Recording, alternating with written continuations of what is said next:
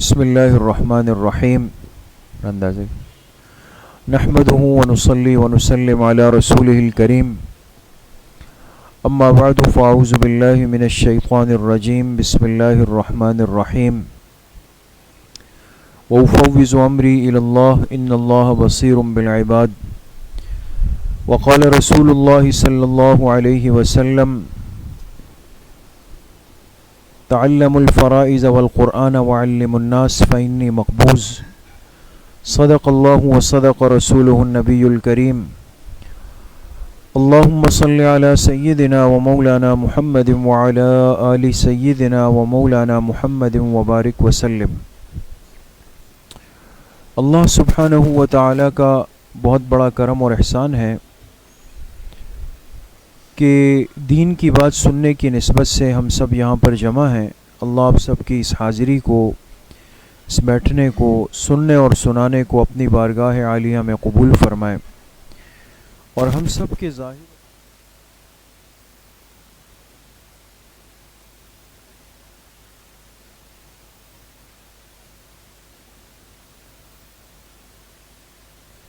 اور ہر نعمت اپنی مثال آپ ہے۔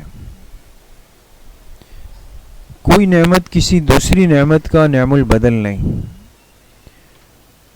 انسان اللہ کی ہر نعمت کا ہر موقع پر محتاج ہے، لیکن سب سے بڑی نعمت جو اللہ نے اس دنیا میں انسان کو عطا فرمائی ہے وہ اپنے پاکیزہ کلام قرآن پاک کی نعمت ہے۔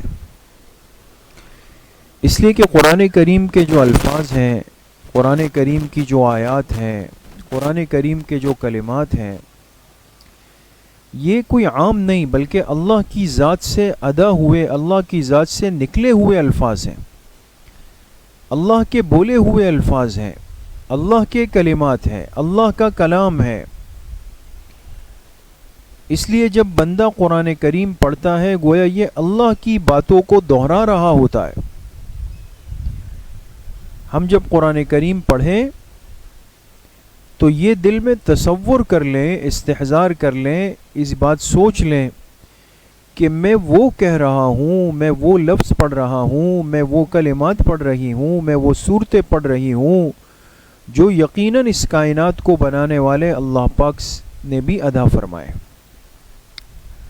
آپ بتائیں، جب یہ کیفیت دل میں ہو کہ میں تلاوت کرتے ہوئے کوئی عام بات نہیں کہہ رہی، اللہ کے کلمات کو پڑھ رہی ہوں، کتنا لطف آئے گا، کتنا لطف آئے گا، کتنا انسان کو مزہ آئے گا۔ تو اللہ کے کلام سے محبت اور اللہ کے کلام سے تعلق، اللہ کے کلام سے جوڑ، اللہ کے کلام کو اپنے دل سے لگانا، اللہ کے کلام کو وقت دینا، اللہ کے کلام کو اپنے گھر کے اندر جگہ دینا، اللہ کے کلام کے حلال اور حرام پر عمل کرنا ایک مومن کی زندگی کی بڑی سعادت ہے، بہت بڑی نعمت ہے۔ آج اللہ نے ہمیں یہ نعمت بہت آسانی کے ساتھ دی ہے، بہت سہولت کے ساتھ دی ہے، بہت قریب میں دے دی ہے، بغیر کسی مشقت، محنت، قربانی کے دے دی ہے۔ اس لیے آج ہمارے اندر، ہمارے دلوں میں اس نعمت کی وہ قدر نہیں جو ہونی چاہیے، جو اس کا حق ہے۔ ان لوگوں سے پوچھنا پڑے گا، سمجھنا پڑے گا کہ جنہوں نے اس نعمت کے لیے کتنی ماریں کھائی ہیں، کتنی قربانیاں دی ہے، کتنے دکھ غم سہے ہیں۔ آپ یقین کریں، پہلے بھی بارہا ہم عرض کر چکے ہیں، ہم اس خطے کو، اس زمین کو دیکھ کر آئے ہیں جس کو آج آزاد ریاستیں کہا جاتا ہے۔ جب رشیا ٹوٹا، رشیا، سوویت یونین،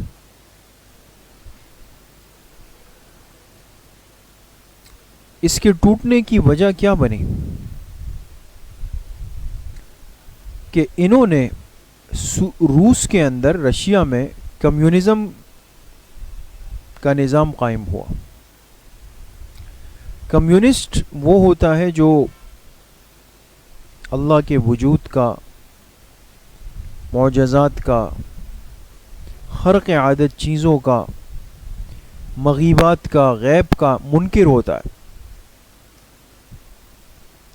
وہ اس بات کا قائل نہیں ہے کہ اس کائنات کو بنانے والی کوئی ذات ہے، وہ اس بات کا قائل نہیں ہے کہ اللہ پاک کی ذات ہے، وہ اس بات کا قائل نہیں ہے کہ اس زمین آسمان، اس سورج چاند ستاروں پہاڑوں سیاروں ہواؤں کا نظام کوئی پیچھے چلا رہا ہے، اس کے پیچھے کوئی طاقت ہے، وہ اس کا قائل نہیں، ان ساری باتوں کا منکر ہے۔ لہذا جو خالق کائنات کا منکر ہو وہ اس خالق کے کلام کو کیسے مانے گا، اس کی بھیجی ہوئی شریعت اور دین کو کیسے مانے گا؟ تو جب وہاں کمیونزم کا نظام آیا، کمیونسٹ آئے، انہوں نے کہا کہ بھائی یہ جو تصور ہے اسلام کا، قرآن کا، اللہ کا، شریعت کا، یہ تو نعوذ باللہ محض ایک کہانیاں ہیں، قصے ہیں، اس کو ختم کر دو، اس کو مٹا دو، یکسر مٹا دو۔ تو وہ ظلم کی داستان رقم ہوئی، وہ قتل عام ہوا، اہل ایمان کا وہ خون بہا، دینی کتابوں کے ذخیروں کو دریا برد کیا گیا، اتنی کتابیں دریا میں بہائی گئی کہ کہتے ہیں اس کی سیاہی سے، جو ہاتھ کے لکھے ہوئے مخطوطے ہوتے ہیں، اس سے پانی کا رنگ سیاہی کے رنگ میں بدل گیا، اور پھر ایک ایک گھر کی تلاشی ہوتی تھی جہاں قرآن کا نسخہ تو نہیں ہے، قرآن کا پارہ تو نہیں ہے۔ اگر کسی گھر سے قرآن کا ایک ورق بھی نکلتا ان کی سزا موت تھی۔ آذان بند، مسجدیں بند، نماز بند، قرآن بند، مکاتب بند، تعلیم قرآن پر 100% پابندی لگائی۔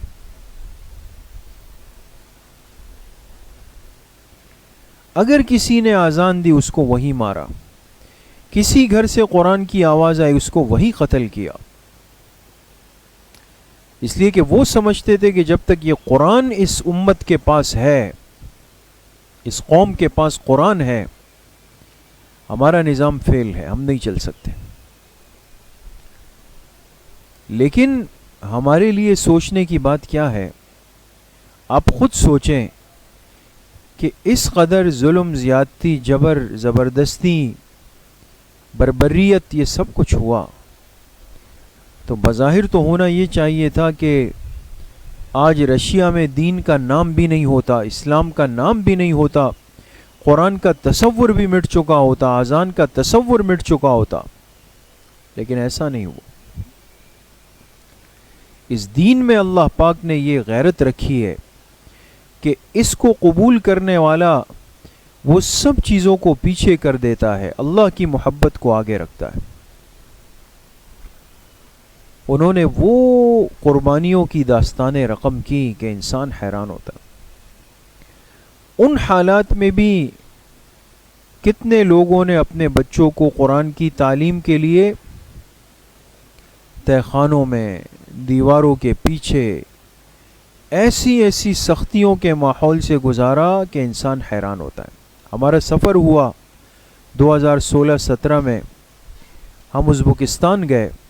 یہ وہی جگہ ہے جہاں پر احادیث کی بڑی بڑی کتابیں لکھی گئی، جہاں یہ سارے واقعات، معاملات پیش آئے۔ آج الحمدللہ وہ ریاستیں آزاد ہو گئی، اب بھی اس درجے کی آزادی نہیں ہے، وہ مسلمان اب بھی بہت دب کر ایک خوف میں زندگی گزارتے ہیں، بے حیائی اور بے پردگی، بے ستری اب بھی ہے، لیکن وہ ہم کو دیکھ کر، چونکہ ہم علماء کی جماعت میں تھے، سب کے ٹوپیاں، عمامے، داڑیاں، خوش ہوتے تھے، سلام کرتے تھے، بڑی محبت سے ملتے تھے، پاکستان کے حالات پوچھتے تھے، اور کہتے تھے آپ لوگ خوش نصیب ہیں کہ آپ لوگوں کے ہاں مسجدیں اتنی آزاد ہے، قرآن ہے، مدارس ہیں۔ وہاں بھی مدارس کے طلباء سے ہم ملے، لیکن ایک سخت پابندیوں کے اندر۔ میرا عرض کرنے کا مقصد ہے کہ آج ہمیں ان نعمتوں کی قدر کرنی چاہیے، چونکہ ہمارے ہاں تو ہر گلی میں مسجد ہے، اذان ہے، ہر گلی میں مکاتب ہے، مدارس ہے، بنات کے مدارس ہیں، تو وہ چیز ذرا سہولت سے مل گئی نا تو اس کی قدر نہیں۔ اس لیے میں مستورات سے، معلمات سے، طالبات سے، بچیوں سے، سب سے میں یہ عرض کر رہا ہوں کہ ہم نے خود یہ چیزیں اپنی آنکھوں سے پوری دنیا کے اندر دیکھی ہے، خدا را اس کی قدر اپنے دلوں کے اندر پیدا کرنے کی ضرورت ہے، بہت بڑی ضرورت ہے۔ قرآن سے محبت کریں، قرآن سے عشق پیدا کریں، قرآن کو سیکھیں، قرآن کریم کی تلاوت سے اپنے گھروں کے ماحول کو آباد رکھیں، اپنے بچوں بچیوں کو قرآن پاک کی طرف لائیں، اس کو معمولی مت سمجھیں۔ آج جتنی قدر ہمارے دلوں میں عصری تعلیم، اسکول، کالج اور یونیورسٹیز کی تعلیم کی ہے اور ہونی چاہیے، کبھی بھی یہ مت سوچیں کہ وہ تعلیم کم درجے کی، وہ بہت بڑی تعلیم ہے، وہ بہت اعلیٰ تعلیم ہے، مسلمان کے پاس وہ بھی ہونی چاہیے، اور ہم نے الحمدللہ وہ بھی خوب حاصل کیے اپنے والدین کی قربانیوں کی برکت سے۔ ان اساتذہ کا ہم نے اسی طرح آج تک احترام کیا ہے جس طرح اپنے کتابوں اور قرآن کے اساتذہ کا۔ ہم آج بھی ان سے رابطے میں رہنے کی کوشش کرتے ہیں، ان کا بھی بہت بڑا حق ہے۔ آج والدین اگر فکر کرتے ہیں کہ میرے بچے بچیاں اسکول جائیں، ضرور جائیں، اچھے اسکول میں پڑھائیں، ان کو ان کی فکر کریں، لیکن اس کے ساتھ ساتھ آپ کے بچے کو بچی کو صحیح تجوید اور تلفظ کے ساتھ قرآن پاک بھی آنا چاہیے، ان کے پاس قرآن کی تعلیم بھی ہو، وہ ناظرہ صاف پڑھے، تجوید کے ساتھ پڑھے، وہ حفظ بھی کریں، ضرور کریں، کم از کم ہر بچی کو آخری پارہ زبانی یاد ہو، ہر بچی کو سورہ یاسین، سورہ ملک، سورہ واقعہ، سورہ فتح، سورہ مزمل، 5 سورتیں زبانی یاد ہونی چاہیے، خود بھی یاد کریں، گھر کے محارم کو بھی قرآن کی تلاوت کے اندر لگائیں، اور جو مجالس ہیں، ہماری ہفتے کی مجلس ہیں، مستورات، اس کی قدر کریں، یقین کریں بہت کم ہو گئی یہ مجلسیں، اب نہیں ہیں۔ مسجد میں مردوں کے لیے تو چلے کوئی نہ کوئی ترتیب ہے، ورنہ وہ ہر جمعے کو آتے ہیں، مستورات کے لیے بہت مشکل ہوتی ہے۔ میں آپ سے یہ کہوں گا کہ ان مجلسوں سے کٹے نہیں، اس سے جڑیں، پابندی سے آئیں، دین کو سیکھیں، علماء سے حاصل کریں، باقی مستورات کو بھی دعوت دیں۔ ہفتے کے دن کا یہ آدھا گھنٹہ آپ اس نیت سے آئیں کہ بھئی یہ تو ہم اللہ کو، اللہ کے کلام کو دے چکے ہیں، مجھے دین کی بات سننی ہے، سیکھنی ہے۔ تو اب دیکھیں، سال ہمارے ہاں ایک دینی ماحول میں، مدارس کے ماحول میں، ہمارا سال ختم ہوتا ہے جب رمضان المبارک قریب آنے لگتا ہے۔ اب سال اپنے اختتام کی طرف جا رہا ہے، امتحانات چل رہے ہیں، کل ہمارے ہاں حفظ و ناظرہ کا امتحان ہے، پیر کے دن بنات کا امتحان ہے حفظ و ناظرہ کا، منگل کو تعلیم دین کورس والوں کا ہے، ہمارے ہاں کتابوں کے امتحانات اسکول کے چل رہے ہیں، آج کل اسی میں ہم مصروف ہیں۔ یہ فائنل ایگزامز ہے، سالانہ امتحان، پھر آگے وفاق کے امتحان بھی ہیں۔ طالبات خوب محنت کریں، بھرپور تیاری کریں، اور بڑوں سے درخواست ہے کہ اپنی بچیوں کو موقع دے کہ وہ خوب دین کا علم حاصل کریں، ٹھیک ہے نا؟ اور اس کے ساتھ ساتھ جو آخری بات مجھے آج عرض کرنی ہے، ہر سال آپ کے علم میں ہونا چاہیے، نہیں ہے تو آپ سن لیں کہ ہم جب سالانہ امتحان سے فارغ ہوتے ہیں تو شعبان کے مہینے میں 20 سے 22 دن کا ایک شارٹ کورس کرتے ہیں، مختصر دورہ۔ وہ شارٹ کورس ہوتا ہے دورہ تفسیر قرآن کریم کے نام سے، دورہ تفسیر قرآن کریم، جس میں ہر سال ان 20، 22، 25 دنوں میں 15 پارے پڑھائے جاتے ہیں، ہر سال 15 پارے ہوتے ہیں، تو 2 سال میں قرآن کریم کا دورہ پورا ہو جاتا ہے۔ یہ شارٹ کورس ہے اور ایک خاص انداز سے پڑھایا جاتا ہے۔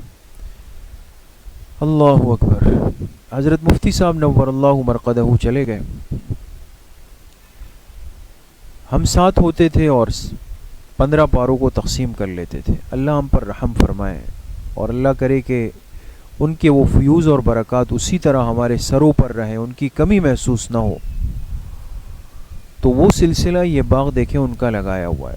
انہوں نے بہت بڑی فکر کی ہے آپ لوگوں کی, یقین کریں. اس لیے ان کو کبھی اپنے ایصال ثواب اور دعاؤں میں مت بھولیں.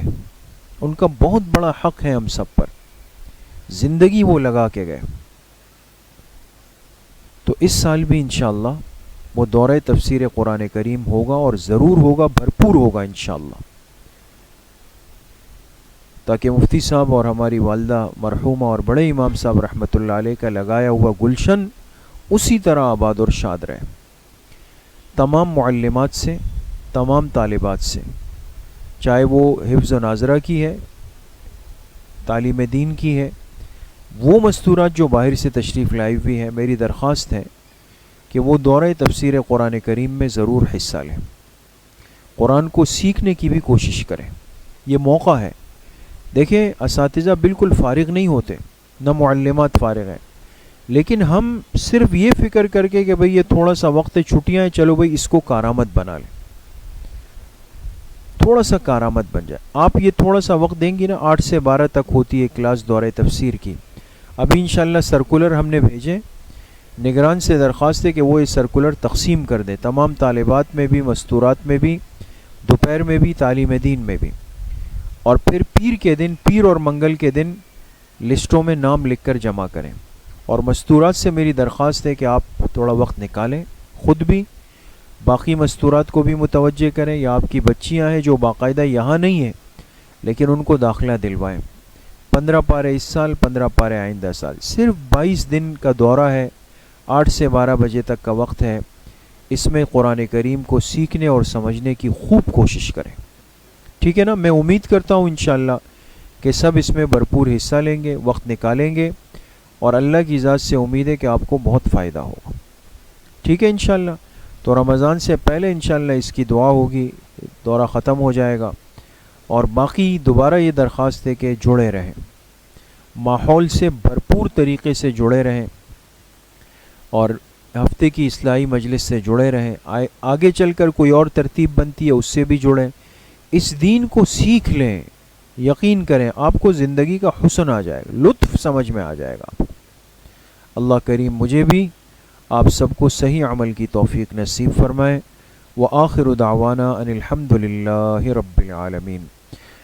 الحمد للہ رب العالمین, والصلاة والسلام علی سید الانبیاء والمرسلین, سیدنا و مولانا محمد وآلہ وصحبہ اجمعین. اللہم انفعنا بما علمتنا وعلمنا ما ينفعنا وزدنا علما. اللهم بارك لنا فيما رزقتنا واغفر لنا وارحمنا.